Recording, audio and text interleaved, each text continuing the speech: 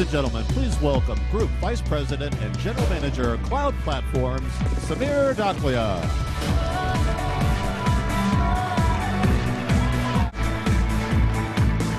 Good morning, good morning, good morning, and welcome. Welcome to day 2 of Synergy. It is such a privilege and an honor to be here with you guys this morning. Who's been a pioneer and a leader in enabling cloud management, RightScale CEO Michael Crandell. Michael.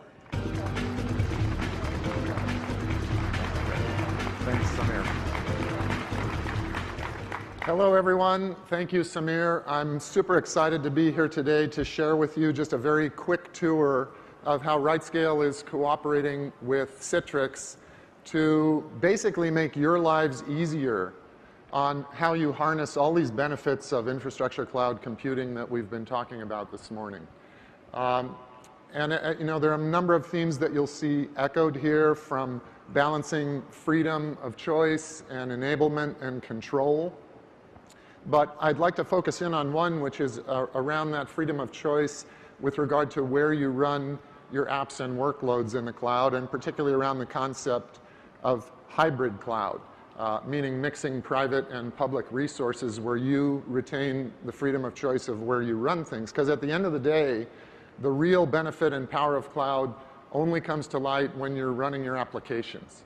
If you're not able to run an application quickly, you're not running cloud and you're not getting the benefit from it. So just a quick word about who is RightScale.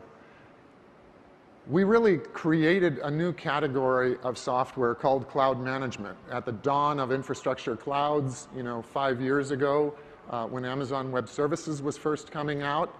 And this is kind of a diagram here of where RightScale fits in the world. We live on top of infrastructure cloud APIs from multiple providers. You can see that we power both public and private clouds, including CloudStack, of course, and that's what I'll be showing you today. And what we seek to deliver is benefits around automation of workloads, around dynamic configuration of how those workloads run, and ultimately also around governance so that you maintain some control.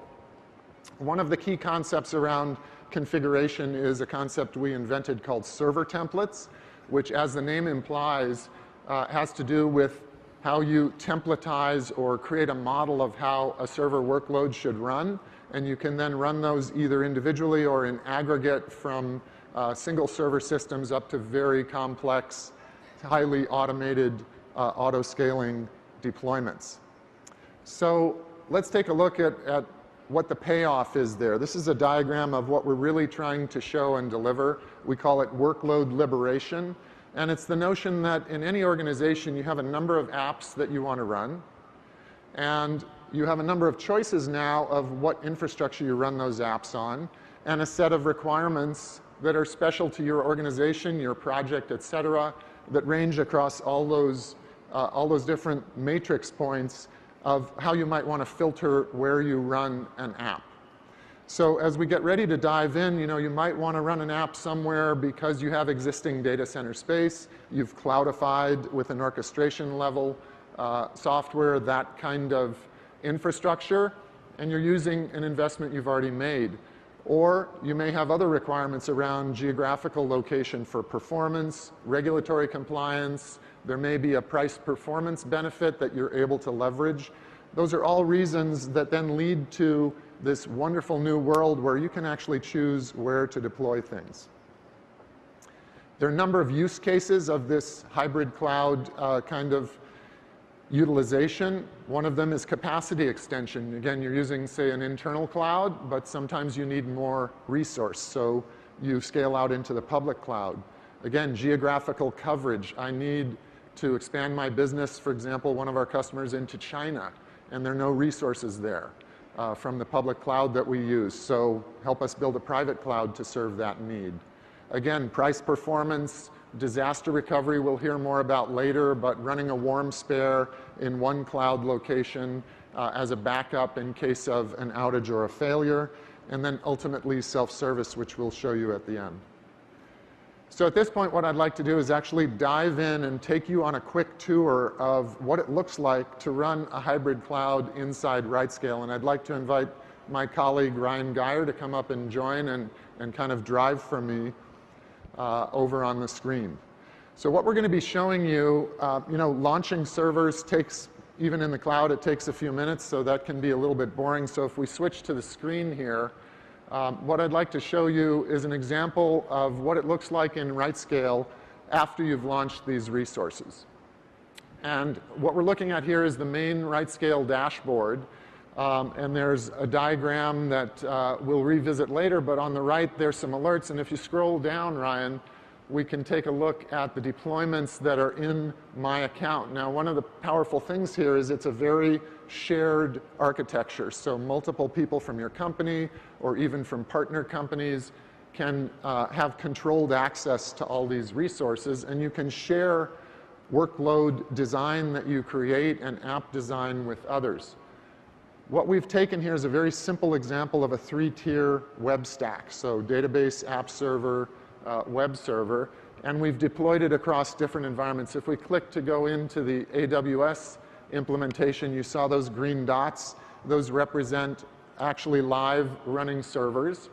And so here we are looking at this 5 or 6 server deployment of a 3-tier web app. You can see there, if you can read the fine print, that there's a Tomcat app server, a master-slave database running MySQL, and a couple of load balancers. This happens to be running in AWS in the Oregon region. Okay? If we click on that Tomcat app server, this is a server template that I talked about earlier. And what we can see if you scroll down a little bit is this is actually what we call a portable server template. It runs across multiple cloud infrastructures, independent of API or the low-level resource behavior or the machine image format. And you can see listed there the supported compute clouds for this particular server template, as well as where this whole deployment is able to back up data. Because again, clouds can differ in terms of their resource behavior and their capabilities. So let's go back up and look at this. This was, again, a set of 3-tier web app that running in Amazon. If we scroll down on the right again, you can see the same thing running on a cloud stack cloud. This one happens to be a private cloud stack cloud, but hosted. And it's hosted at Citrix's partner SoftLayer, also a partner of RightScale's. And we'll be hearing from their CTO later. Very same deployment, push of a button. In one case, we chose Cloud Stack running in SoftLayer, and the other it was running in Amazon. Now let's zoom back out again and look at the same thing with one more twist. And that's the same application running in this Citrix Synergy hybrid cloud. What's different about this is part of this deployment is running on a private cloud stack cloud, in this case hosted at Equinix, but it bursts. If you scroll down, you can see AWS bursting. It's bursting app servers into AWS itself. And this is made possible by very high-speed connection between AWS and your private cloud, because they're both hosted in Equinix through the direct connect high-speed connection. So this is all kind of back-end stuff that the IT folks may be involved with. Let's take a look at how you can leverage this on the front end for something we call the IT vending machine, a really simple-to-use interface that allows people to deliver apps from the IT department with the control and governance that you'd like in the design of the workloads, but in a very easy-to-use format for business users. So you're essentially preserving the agility of the cloud and delivering the agility that we all expect from cloud while having the control and governance that you'd want from IT. What we've done is mocked up a very simple interface. Probably looks a little familiar, those of you who use iPhones. And let's take, for example, Hadoop was mentioned earlier. And Ryan's going to click on that. You can see there are just 2 fields there. A business user gets to choose which cloud to run it on. In this example, we've made that available. How many servers they want to run, let's choose 2 so we don't burn too much money on this demo. And we just click Start. What's happening now is we're calling the RightScale API where these assets have been designed and published, in this case by partner IBM. And it would normally just run for the user, but we dropped out into RightScale to show you what happened. which is a deployment was populated behind the scenes.